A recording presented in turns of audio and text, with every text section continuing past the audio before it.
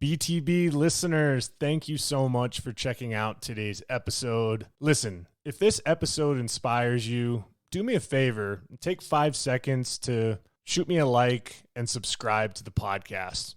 There are several more exciting guests that are in the pipeline, and I just can't thank you enough for your continued support, and let's keep paying the mission forward. In today's episode, I interview Bobby Rasmussen. He's a 2-time individual state champion and won the coveted team title over Cherry Creek, representing Regis Jesuit. We talk about our collective journeys and how our lives have ultimately become full circle. Bobby, at the end of a tournament match, gave me encouragement and hope, and something that I needed in more ways that I could have ever imagined. In the episode, we talk through his career, the highs and lows, playing high school and Division I college tennis, the importance of not only going on a journey in life with one another, but the importance of encouraging each and every person around you as you're on the journey.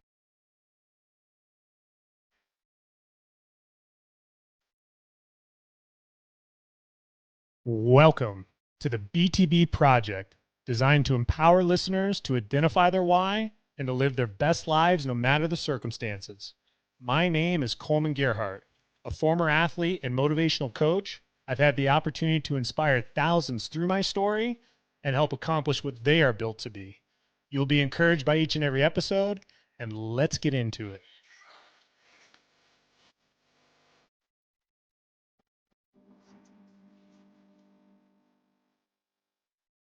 It's one of those moments today where the BTB project has an opportunity to be full circle.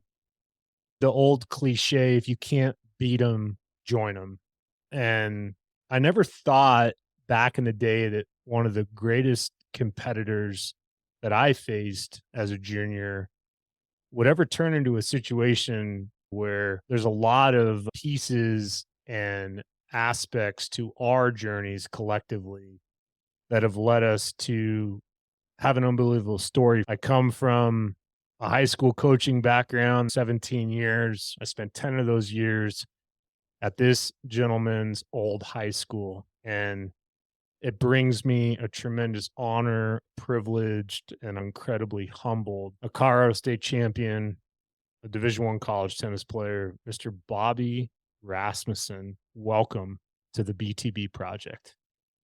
Awesome. Thanks, Coleman. You said to come full circle and reconnect with competitors of the past, obviously, of which you were, and great to hear not only what you've been up to with the B2B project, but also taking part with my alma mater as Regis. It's good to see another connection there, in addition to everything else you've been doing on the Colorado tennis scene. Echo what you said, fortunate and grateful to be here. So thanks for the warm introduction. No, 100%. And the ties and lineage that we have, obviously we're going to unpack it. In some aspects comes with a heavy heart, right? Because here we are just a week or two ago, we connect, but finding out an old teammate of yours in high school lost his life, Colin Day. And that was tough because here I am still in Colorado, still tied to Colorado tennis, the high school community. Colin was back as a tennis instructor at CAC Monaco. And here we are coming together, guys that competed against each other in high school, but one of your teammates is lost. What did it mean to you to know that here you are a few years removed from high school tennis and you hear that news? First thought is just obviously growing up with Colin as a teammate of mine at Regis. When you spend that much time with someone, not only practicing, but being together with their family, first thing you think of, just great family that he was a part of. So my heart goes out to them first and foremost. And news, it just be honest, hit me a ton of bricks. You think of at least our tennis days, especially high school, are far in the past, but I don't consider myself to be of age where that sort of stuff happens, regularly. It's not yet in our lives. So Colin was on the team with me at Regis 3 years, played singles. Overall, he was when you get integrated to not only a new high school, but a new high school team, him being there for me. I know he also played later on at the University of Denver, and just a fixture. You mentioned Monaco, and I've practiced there countless times. growing up. So he's a fixture everywhere. So anyways, my heart goes out not only to Colin himself, but his family. And that's tragic and just hate to see that. And with the Regis tennis community as well, Colin was part of our state championship team over Cherry Creek and just a great guy. So I hate to see that. Listen, obviously condolences to the Day family. And I'm glad that we can at least connect those dots because I was able to hit a couple times with Colin in the most recent future, which was humbling for me because I remember that Regis team. I know that you mentioned that you guys were able to win a team title together, and to think of being a guy that went to Ponderosa High School, Continental League, in the same league as Regis. I remember vividly when I was able to finally work my way into the varsity ladder and get into singles, and we'd get in the van to go to Regis, or Regis would come to us. And that's when my eyes would open very wide because it was just a different level of tennis. I'd love for you to take us back to your high school career. I know that you had individual success and you had that team success. But let's start with just your freshman year, man. Do you remember why Regis? Was Regis always on the radar, or did you have some other schools in mind back in the day? Yes, great question. Growing up, had a Catholic background. My mom, believe it or not, went to an all-girls Catholic high school back in Michigan. From an education standpoint, that was always on the radar. What was fortunate was that the tennis happened to align closely with the goals that my folks had for me academically at the time. Our coach at the time, Andy Potter, so he was my coach for freshman and sophomore year, and incredible guy, Kentucky, big time player. And kind of what he didn't accomplish, Bobby. Who was a high school tennis coach that has his resume? Yeah, no, all-American, big time player, and was awesome. And I had worked with Andy out at Inverness prior to that. So not only that connection, but some of the guys that were on the team ahead of me, Mark Weinig, Brent D'Amico was there for a year or so before he ended up transitioning out to Texas. But anyways, just overall great bunch of guys. Regis was always known for being, I'd say, more top heavy compared to, whereas you have Creek, historically Creek at the time that we had knocked him off had won 17 straight or some obscene number, but they were known for always being incredibly deep. So Regis would always have a fighter's chance based on our singles play, but it was so difficult to compete with Creek from 1 doubles through to 4 doubles. So that's where the battles fought, and sometimes won, sometimes not. But so that's how I ended up at Regis, mainly a mix of the academics, but they were, at least with Andy and some of the guys on the team, had that connection that was established early on. Yeah. High school tennis has changed vividly on how they determine the state championship over the last 2 years. They've made this change to where it's not what we were used to, where we would go to Gates Tennis Center and we would play over 3 days, and there would be individual state champions and there would be a team championship based off of points allocated. Being a high school coach now, it's much different. It's a dual state championship and an individual state championship. So the top 16 teams that compete for the dual state championship are seeded based off of their dual season finish. So essentially they seed the top 16 and you play dual matches throughout a couple periods of weeks while integrating the individual state championship to where you still play regionals, and then you go play the individual state championships amongst the dual state championship. But I share that with you because knowing how you just mentioned there's a lot of top heaviness with some of the singles, and there was points allocated in the old format. An old OG Regis Jesuit tennis team do against a Creek, knowing that it would be a duel to determine the state championship?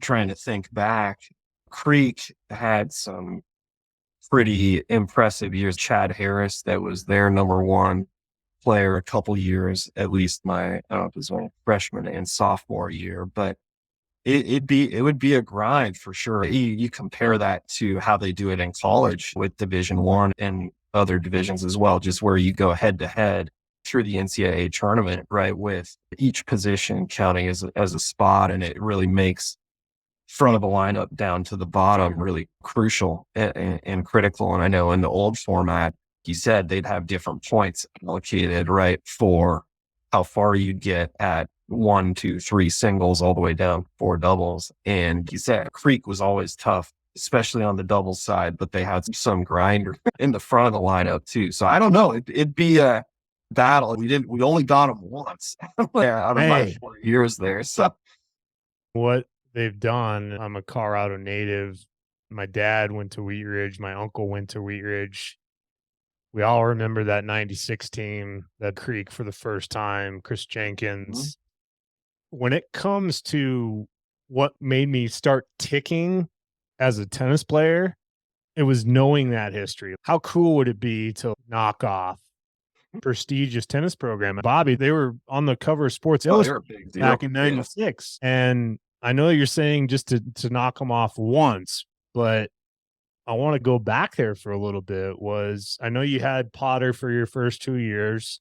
Yep. I know that I believe John Kozlowski was Coach Collins. Yeah, your coach junior and senior year. I'd love for you to maybe walk me back through. I know that you won it as an individual. I know you won it as a team. I don't know if you ever had those two scenarios happen in the same year, but I mean, when you reflect back, what was more meaningful for you? Was it the individual state championship or that blip on the radar to take down the almighty Cherry Creek? Taking you through a bit of the history. So my freshman year, I was playing number 3 singles at the time, ended up losing in the state finals to Bo Berglund, who ended up playing at Loyola Marymount University. Where Matt Phillips ended up. Yep. Gotcha. And Matt as well. We had that competition with Regis and Creek, but maintained that in college as well. But so I lost a close third setter to him in the finals my freshman year, number 3 singles, and we ended up losing a tight overall championship to Creek and got second that year. Follow it up the next year, and I was able to win the number 2 singles title.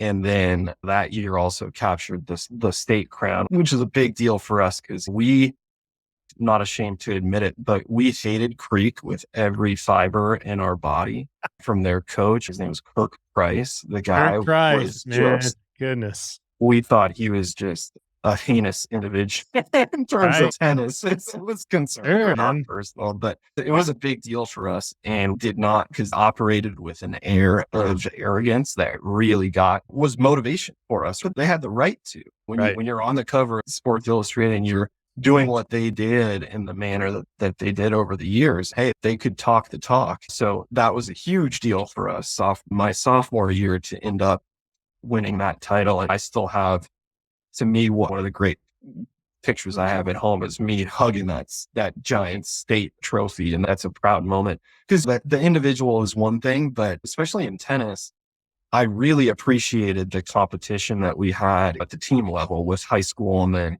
I'd say more in college as well, because high school is one thing. And when you're competing at that level with a rivalry Creek, you get close with your teammates, all of that. To me, college took that and ramped it up a level further, right? With the level of commitment and time associated with practice, all that. But yeah, for me, career-wise, junior year, won number 2 singles again with Mark Weinig playing number 1. And then my senior year ended up losing in the state finals for number 1 singles to Richard Johnson that ended up playing at Pepperdine. Yeah, national champion. Was grateful enough to have him on the podcast. He freaking won that national championship on a broken foot. I don't know if you knew that, but yeah. I mean, that guy, he was nails, dude. He was tough. Yeah, so Pepperdine is in our conference for tennis, and at the time, they were almost similar to Cherry Creek. For the WC West Coast Conference in my sophomore years when they ended up winning the national title, I got wiped the second time by Richard Johnson that year on the Pepperdine courts. Impressive player, and he had a career in tennis, great beyond just his college days as well, but a great guy. And he said the Colorado tennis roots run deep, and it was awesome to some of those relationships and competitions continue on. Yeah, this interview, it's funny as you're talking through. A lot of Richard was on the podcast. Bo Berglund, I really great interactions with him. Cherry Creek, Art Quinn, who's the current head coach of Cherry Art. School. Yeah. Yeah, he actually was one of my first private coaches when Meadow Creek was still having a lot of good junior tennis. And I remember going to Sunday Slammers, and it was this $10 drop in for 2 hours, and all of the best junior tennis players would go down and just beat up on each other. But no, for a second here, full transparency, you and me. So I had this unique situation amongst your tennis career to where I got to play against, I believe, the 3 most prolific tennis players that I've ever played at Regis Jesuit. I played against Colin Day. I played against Bobby Rasmussen, and I played against Mark Wining. Yeah. And every time I left those matches, I was, man, there's this level. I started playing tennis when I was 14 years old. I was a late bloomer. I remember that. Yeah. I was just getting into it, and I just remember getting my food best served cold by the cold-blooded killers of Regis Jesuit. And it was one of those moments, the first time I played you, I'll never forget the competitive pedigree that you brought to the match. You brought this, hey, this isn't personal, it's business. I've had a tremendous coach that I've been able to work with recently that said, basically, you brought your lunch pail, you checked in to the office, you checked out, and business was served. That's how I felt playing against you in high school. And it actually taught me a lot, because as much as it sucked to not come out on the winning end, it showed me what it took to compete. And it's funny how you brought up how you guys as a Regis Jesuit tennis community took on the almighty Cherry Creek, because you guys had to create a perseverance and ego that could withstand the time of history. The history was, it's Creek, always Creek. This is how it's going to be. Mm-hmm. You guys had something else to say. Bobby, I mean, your sophomore year, it sounds like that's the mecca of your high school tennis career, where you win it individually and you win it as a team. Yep. How in the world did you guys and Coach Potter take on that year to know that you would have a chance to knock off one of the greatest high school tennis programs and athletic programs in the country? The way you tell it, it almost seems more daunting than it did at the time. Thinking back, we knew we had a chance, obviously, the year before, where you get close enough and you know that you have the pieces, right, to be able to do it. And then with Mark, myself, and Colin, we'll kind of roll for singles, right? We knew that with the scoring, the way they did it for the state championship, that we'd have a chance. But Andy Potter, that guy is an animal in terms of competitiveness. I'll tell a funny story. So I was playing against Clayton Millis, who was one of my contemporaries that was playing for Kent at the time. I was in the match with Clayton, and we were going back and forth. And at one point, there was a questionable line call or something. And no joke, Andy Potter ends up reaching and grabbing Clayton by the shirt, pulls him right up to his fence and says, "You better never effing make that call again." And it's like, I'm looking at Andy and I'm like, with another, like the opposing team, dude. Yeah. And I'm like, and I think it was because, Clayton actually had like talked back to Andy when he had questioned the call in the first place. He didn't just do that out of prerequisites, out of thin air. But it was like, and I'm looking, I'm like, all right, this guy means business. So you think of any, and again, I'm not comparing our teams to any sort of team that you see that wins a championship, but oftentimes the team take on the personality of the coach, right? Or take on you have an ethos of the team that you're able to take as your DNA. For us, again, we Creek is that from our standpoint as the pompous ass group of guys that was going to try to win and rub it in our face year after year. And it was up to us to bring that lunch pail mentality that, hey, we're here to scrape and fight and compete. And until we get there, until we get to the top of that hill, in our DNA to fight and do what we needed to try to get there. And it started with Andy. And you look back on my high school career, certainly that sophomore year where I had a year under my belt, freshman year, where I'd gotten super close, losing in the finals to Bo under tough circumstances and that was trying, but I had learned from that, been able to come back the next year and have less nerves, less all that to be able to perform in the moments that mattered. Not only that, the teammates as well. You think of high school tennis, you have guys that are playing 1, 2, 3, 4 doubles.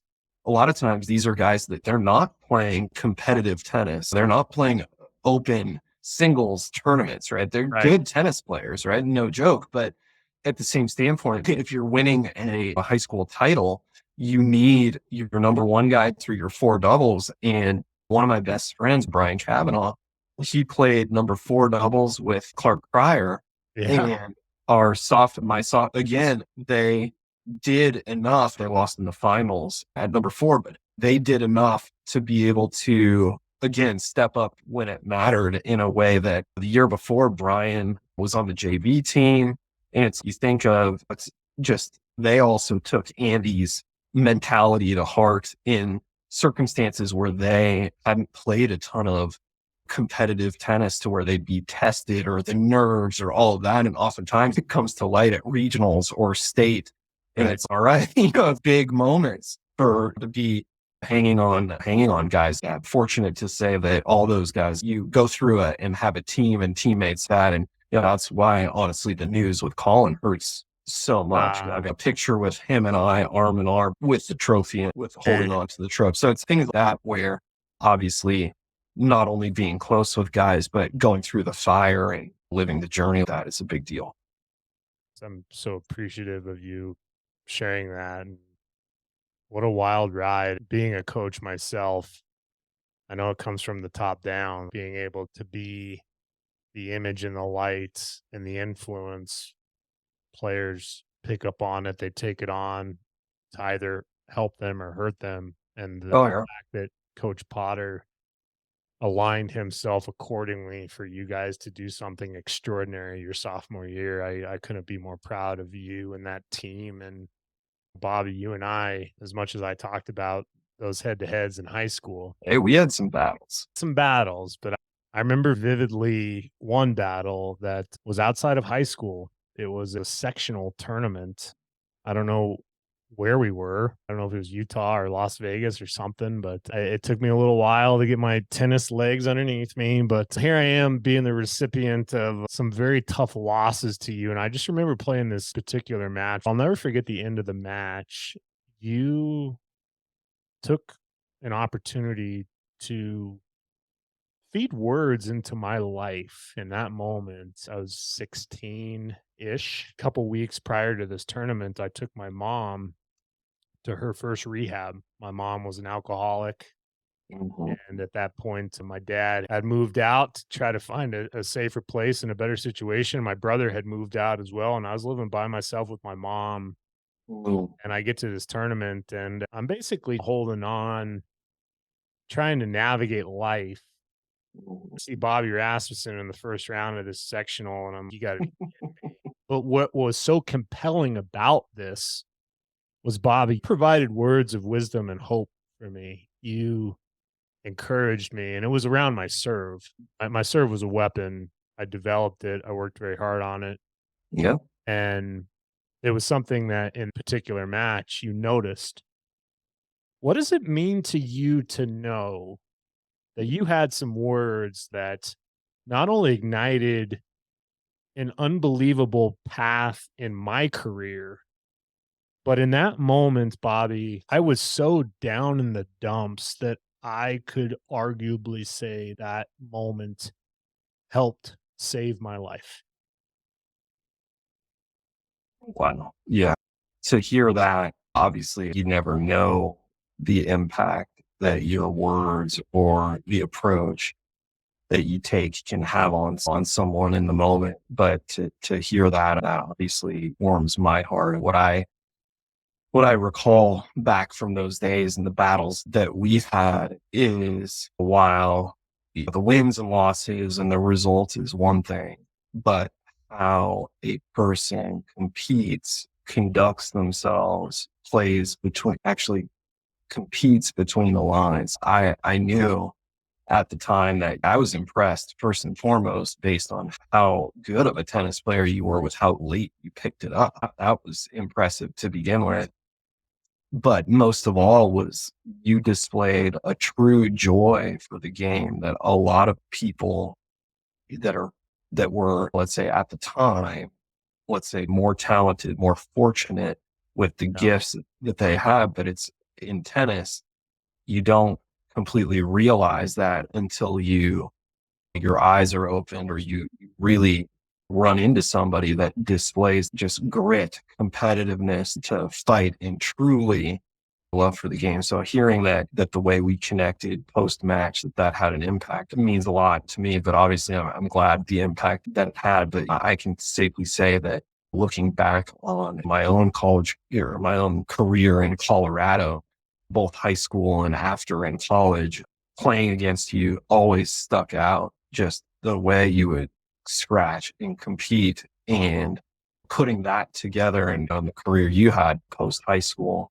putting that together with additional years of training again, starting at 14, that's a big deal. So anyways, that hits home and glad to hear the impact that it had. But I want you to know, obviously, the impact that seeing and competing in that way had on other people as well throughout Colorado that you may not recognize or hear as much. So that's a big deal from my lens too.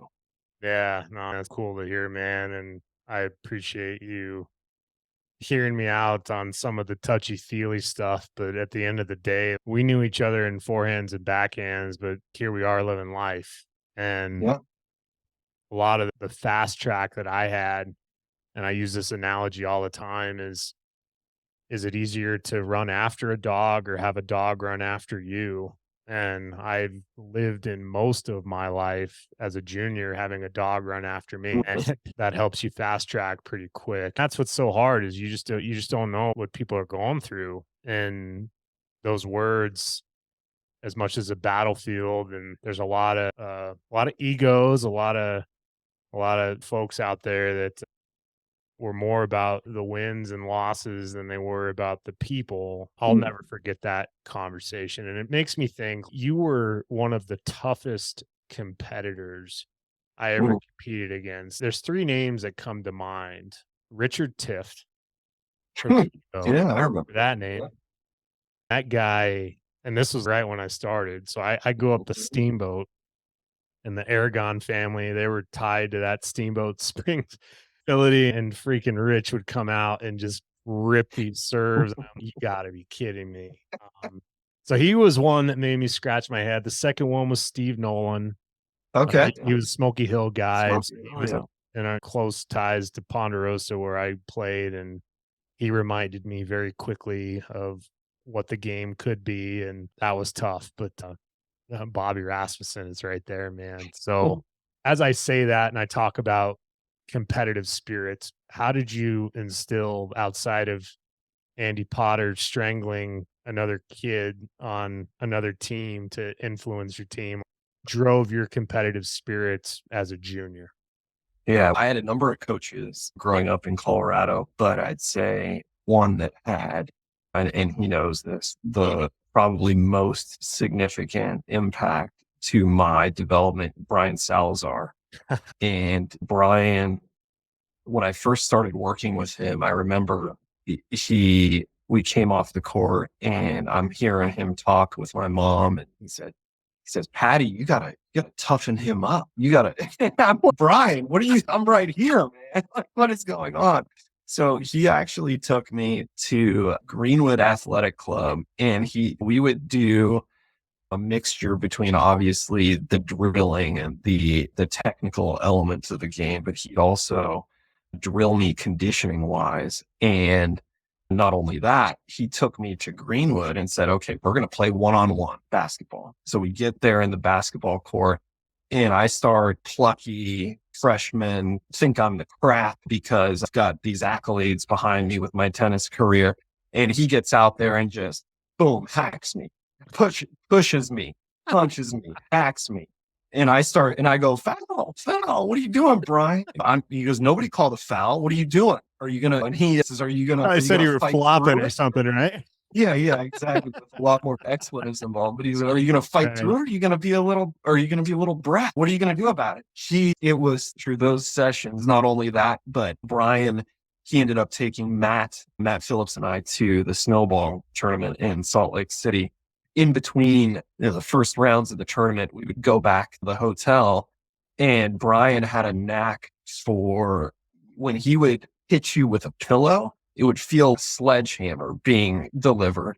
Brian, we would get into these battles where he would literally try to toughen us up physically and really have fun while we were doing it too. But he not only instilled the toughness in me, but also had an approach where, you compete your ass off on the court, but how you treat people, how you engage with them, ultimately in the long run, it's as meaningful, if not more, than the wins or losses. But in the moment, you're obviously focused on the results. But Brian, I'd say in my high school years, he played a huge role in terms of toughening me up, getting me to really compete. And then from there, the college atmosphere, and we can talk about it a little bit more, but at Santa Clara and my teammates there, in addition to my coach at the time, he's now the head coach at Alabama, but you get thrown into the fire and you either survive or you don't. And there are a number of guys that didn't survive and either left the team or couldn't hang. And there was always an element of guys would trash talk or guys would push you to be better.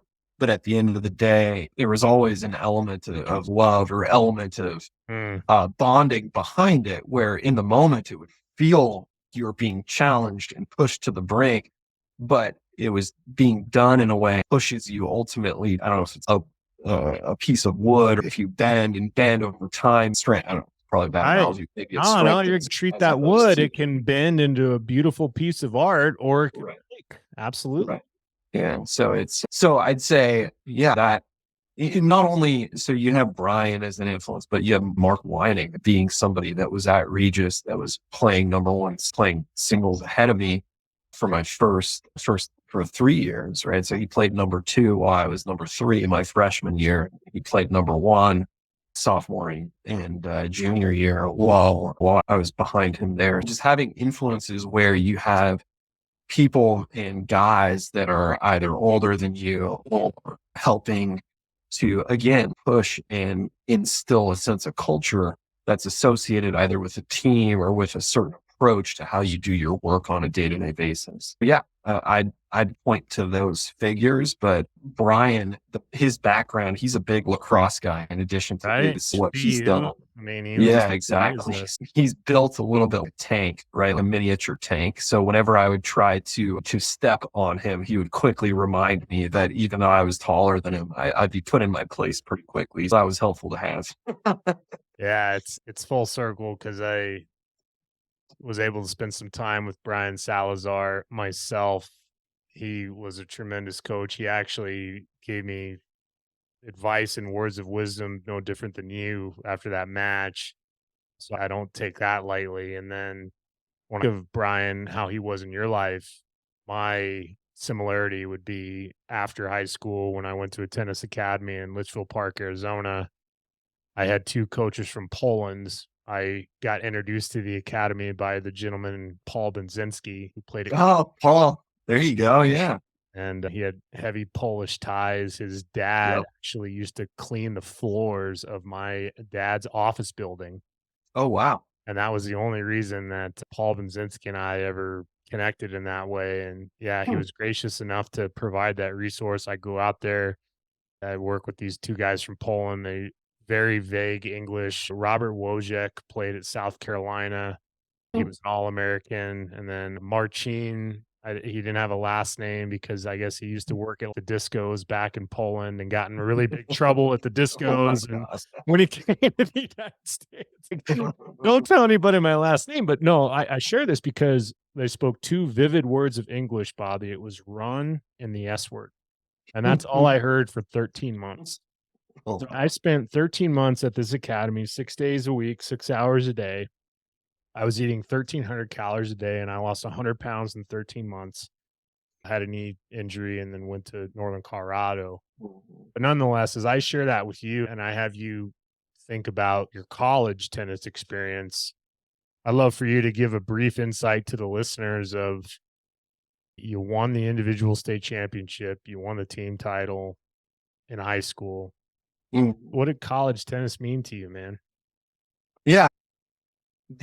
I'd say as much as the high school tennis and, high school tennis environment was meaningful, I'd say it was most meaningful based on team competition, because in order to be, and I know you're familiar with get recruited and get scholarship I did at Santa Clara, had to position myself through sectional tournaments, right? One of the things I'm most proud of in my junior career is being able to I qualified for Kalamazoo. I was one of 10 players that was a 4-year Kalamazoo.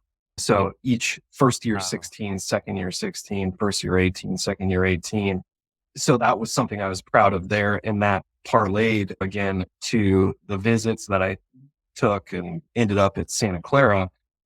And I'd say college career wise, what's interesting, I know I alluded to a little bit earlier, how you get pushed, because even though I know a lot of times players will show up to a college atmosphere and have something promised to them or something, depending on the level that you're at. But truly for me, even though it was a scholarship athlete, it was still having to prove yourself. So my first year, I came into a team where the year before they were ranked around 60th in the country. So again, not an NCAA tournament team, but competitive tennis team. And for me, I had to scratch and claw and earn my way into the roster. So an interesting tidbit I'll share with you. So a name, I don't know if you're familiar with or not, but Kevin McQuaid. Kevin had actually played junior tennis in Colorado up until about age 14, 15. He was one of my contemporaries. Kevin ends up moving to Huntington Beach, California, and played his junior career in SoCal. And talk about coming full circle. Kevin and I so my coach at the time at Santa Clara, his name's George Husak. So he's now the head coach at Alabama, but so Kevin and I were George's first recruits at Santa Clara. So he was the assistant coach, got promoted to head coach. Wow. And what was pretty cool is George had a framed photo of Kevin and I at Oklahoma City zonals, at 12 and under zonals. He and I together and ended up being his first 2 signed recruits at Santa Clara. So that was cool. But at the time, Kevin I'd say he was a top 20 junior player in the nation. My senior year, I made it to maybe 65, 70. And then you factor in, even though that's a high ranking, you factor that compared to all of the international players, all of the level at college is a step higher. I played number 3 doubles a little bit starting off my freshman year. And it wasn't until midway through freshman year that I actually cracked the lineup at a match that took place at Arizona State, actually, where from that point forward, the rest of my career, I was in the lineup and competing. But yeah, the college experience to me was one where growing up in Colorado, it's tough to devote the amount of time that you put into your game at a college program growing up as an intermountain tennis player. So what was cool was the ability to really see what I could become as a tennis player. It was cool to see that development because growing up, I was more well-rounded type between academics, athletics, and to be able to really devote yourself and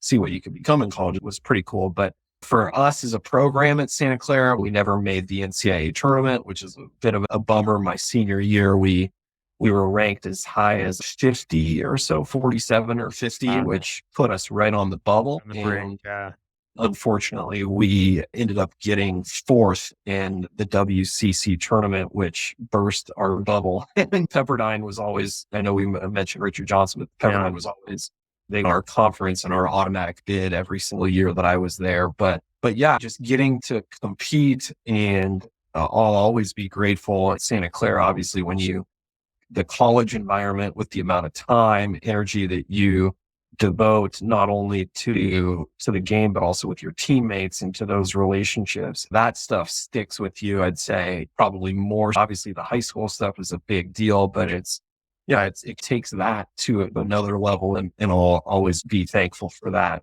as well. It's fun to walk through that with you, Bobby, because knowing team-oriented environments, I experienced that myself in college.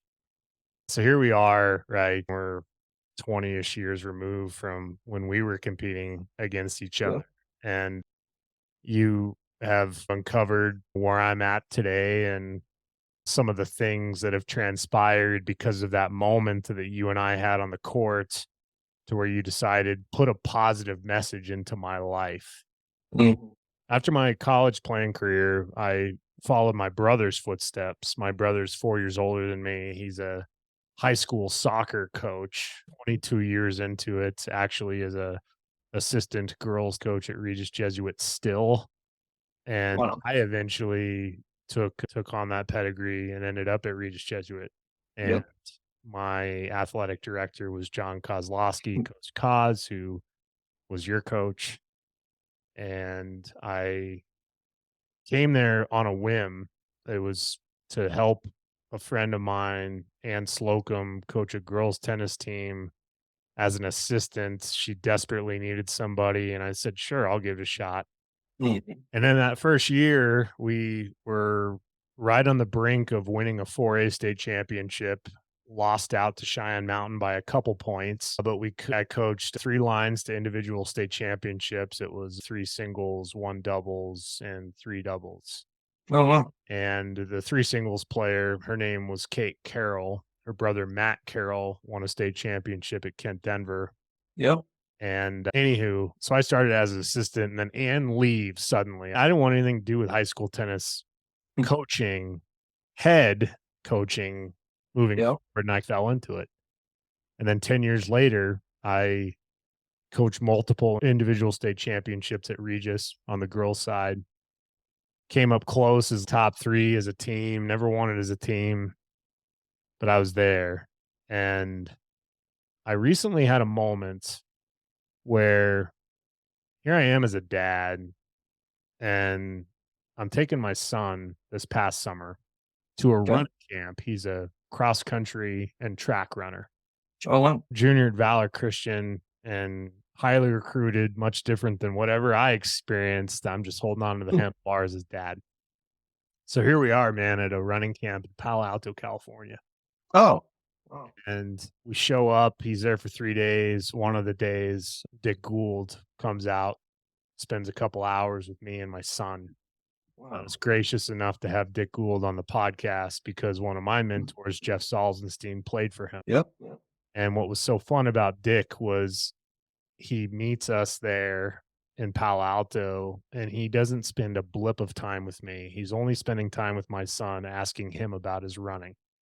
Oh, wow. And knowing that guy won 17 national championships and did what he did, it shows me why people wanted to play for him. Yeah. Bobby, a lot of people wanted to play for me because I expressed a lot of those same attributes that not only Coach Gould had, but it was because I took words of positivity, those words of encouragement and hope, Mhm. I said, I'm going to not only take this and do what I can do as a player, and I accomplished everything I ever wanted to do as a player. I Mhm. got to pay it forward as a coach. And the most full circle moment for me was when I was in Palo Alto with my son, being his dad, and with Dick Gould. I get a call maybe 30 minutes after that interaction with Coach Gould, and it's from the father of Kate Carroll. Hey, And I got news that Kate Carroll had passed away, well, yeah. and she was in her young 30s. She was at the time a graduate of Santa Clara from the nursing program, and she was a trauma nurse in the ER at St. Joe's in Colorado. She volunteered for me actually as an assistant coach a couple years after she won her state championship.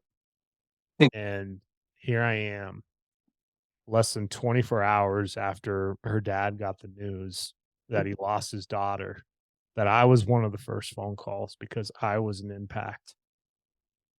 Bobby Rasmussen, as I paint that picture, what does this moment mean to you, knowing that tennis has created an opportunity for you to provide mentorship to someone like myself, to where it was paid forward, to where it helped other people? What does this mean to you, Bobby? to say it has a profound impact is an understatement. We mentioned earlier, you never know the impact that you can have. You never know what somebody's going through in a moment and how you can be of impact to someone and truly make a difference. To me, I know you mentioned how I was known for competing later in my college career. I took that competitive edge to a level that really where part of what I would try to do is win on the court, but also win mentally. And that was Mm, in some ways having that be a focus to where you're either getting in someone's head or trying to influence the outcome of a match by scratching and clawing. There were a lot of people that would say that the way Santa Clara competed was at a level that was different than other schools.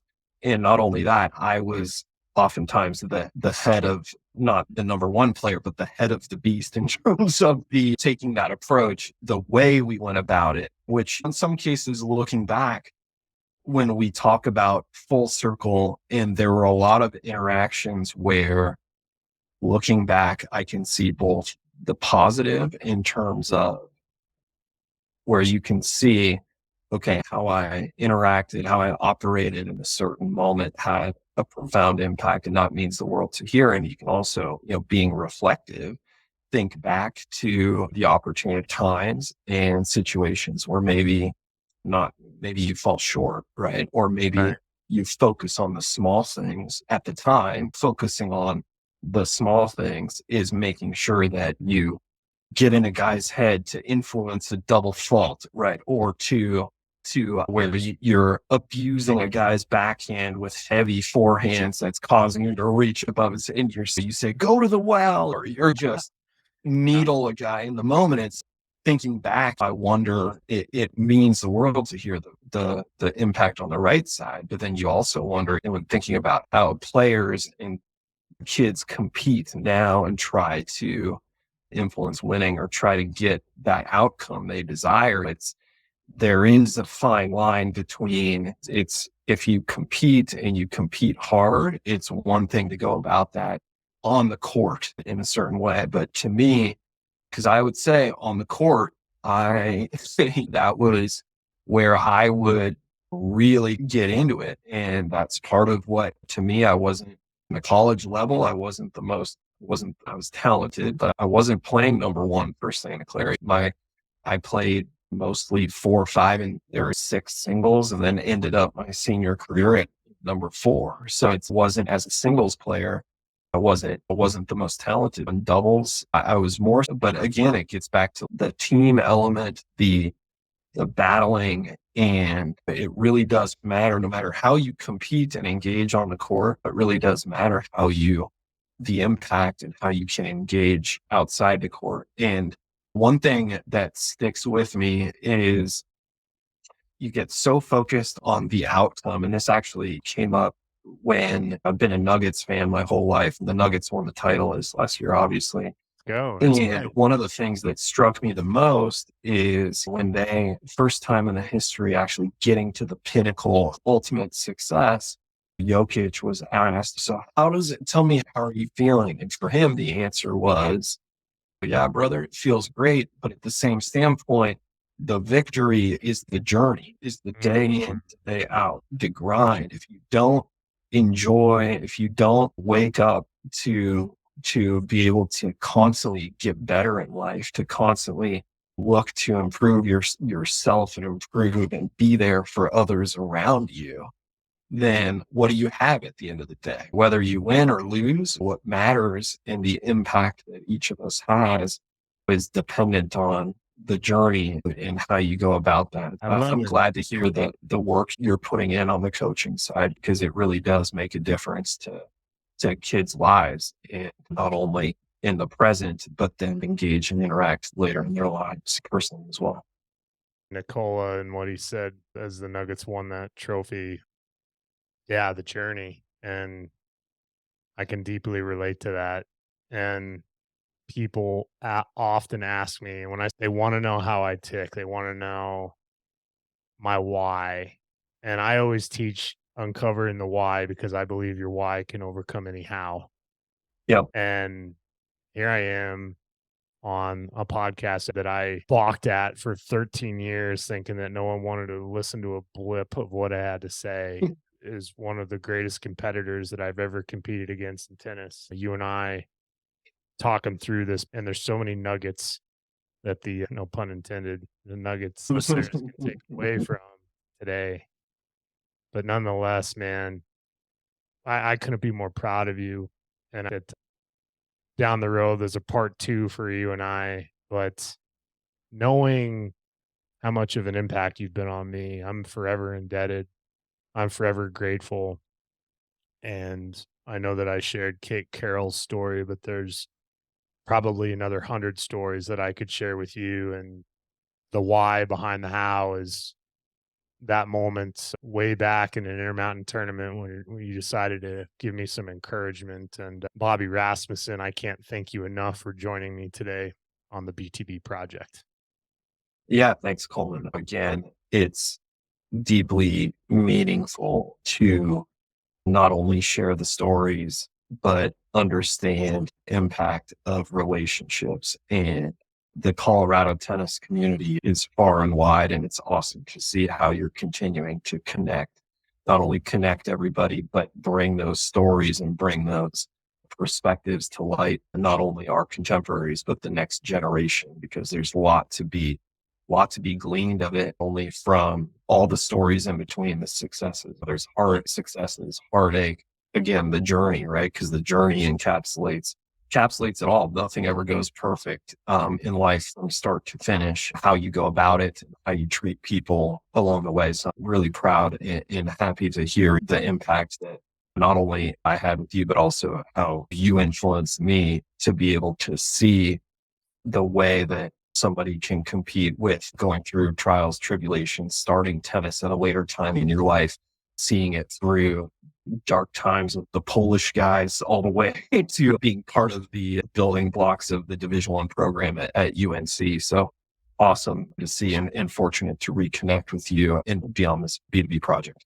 Impossible is nothing. I firmly believe that. I can't wait to continue to reconnect down the road, but thank you so much for spending some time with me, and I can't wait for the next one. I appreciate you. All right, let's have at it. Thanks, man.